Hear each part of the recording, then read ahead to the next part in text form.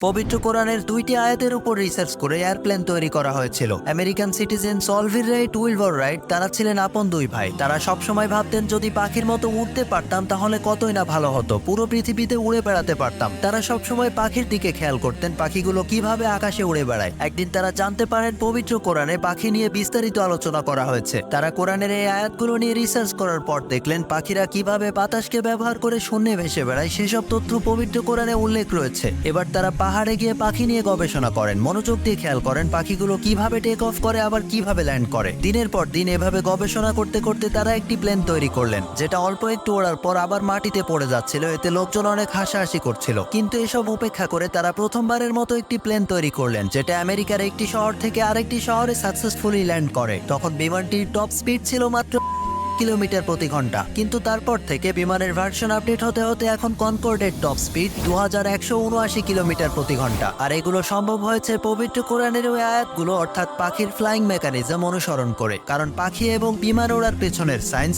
একই। পাখির উপর রিসার্চ করেই বিমান আবিষ্কার হয়েছে। গবেষণা করতে করতে করতে দুই ভাই প্লেন বানায় ফেলছে। সুবহানাল্লাহ।